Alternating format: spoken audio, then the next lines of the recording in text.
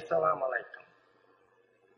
I am Elijah Muhammad, the preacher of freedom, justice, and equality. To my people, the lost and found members of that great Israeli black nation, who has been prophesied under symbols of many things. That Jesus, 2,000 years ago, made many parents of we, the lost and found members of that great nation, the original people of the planet Earth, who has been asleep to the knowledge of self and the power of self for 6,000 long years. I give you, brothers and sisters, Brother Minister Muhammad Ali.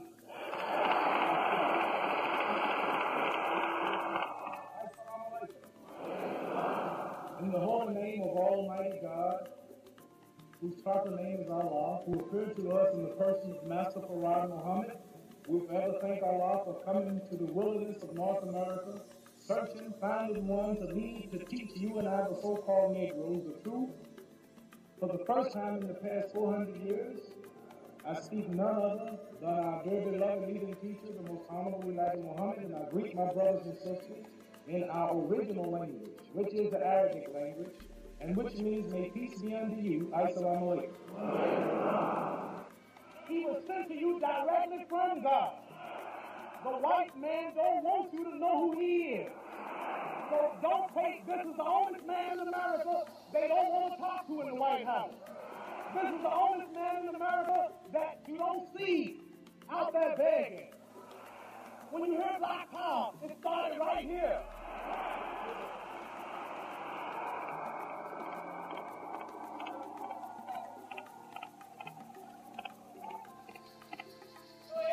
Everything black people are talking today, bring it to me, and I'll show you he heard another Muslim, or he was once a Muslim, or he read the newspaper, but they won't give him the credit. They don't want to follow the real man.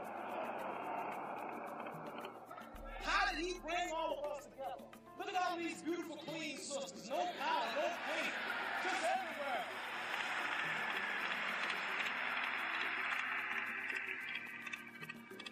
How can he, with a third-grade education, style up something? All these black people here, not one cigarette in your pockets, no alcohol on your breath, no men winking and patting other women. That's a miracle for so-called Negroes. And then they will put me in jail because I follow this lovely, sweet man. I tell them they can clean out my cell and take me to jail because I never denounced this man.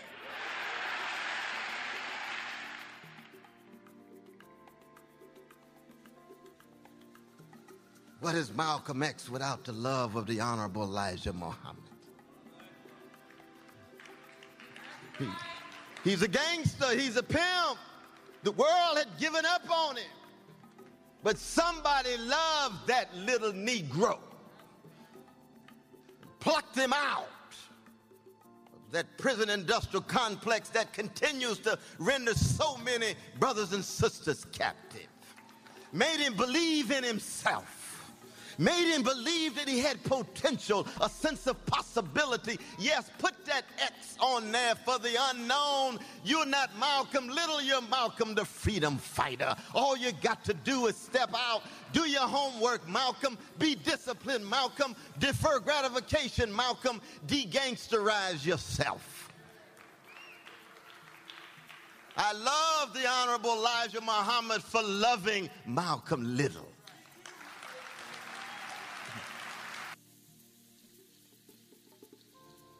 The Honorable Elijah Muhammad, when he was teaching before some of us were born, in fact, he was teaching before I was born. He's no new man in America. He's an old man in America. And if he hadn't been present here teaching for about 42 or 43 years, you wouldn't see America looking like it looks today. The changes have come over America to favor the black man's rise and the black woman's rise. into wisdom, knowledge, and understanding, and into freedom, justice, and equality, simply because there has been a man on the scene who never stopped saying black is original, black is dignified, black is truth, black is the best. So if that man hadn't have been here all those years preaching that, when many black people of the church and other walk of life were rejecting that kind of teaching, they were saying that the way to get progress as black people in America, they said as Negroes in America back there in those days, they didn't like to use the term black. They say the way for us to progress is to make peace, keep peace with the white man, and to work through his system, and to cooperate with him. They thought that was the way to do it. But the Honorable Elijah Muhammad kept to his way. He didn't let any of them make him change his mind. He kept to his way. And after a while, those who were preaching the way to do it is to please the white man and work in his vein of knowledge, they began to say, well, we think we've gone wrong. We think we've been wrong. Maybe we have to look at the Honorable Elijah Muhammad's solution, because he's making progress and we are not. He's making a black man a man and a black woman a woman, and we have failed to do it. He's getting respect from white people and from nations abroad, where we have failed to get this respect. So they began to take on the language of the Honorable Elijah Muhammad.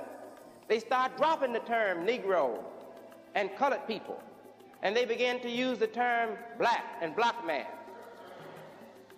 But now, some of us will say, well, Garvey taught that too.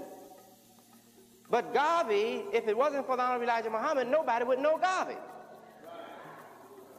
Because Garvey had died as an organization. The Garvey movement had become so quiet, nobody even knew there was a Garvey movement. But it was the Honorable Elijah Muhammad that opened the door and started where he left off, but really did the job that Garvey wanted to do.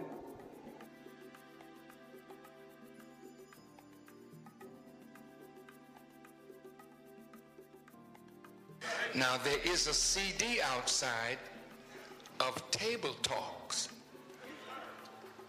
Where is Brother Sultan Rahman? Yes, sir. Where are you, son? Come. I want them to see you. Where's Abdullah Yassin? Come on, son. Can you get up here? Oh, you can jump. Black men can jump.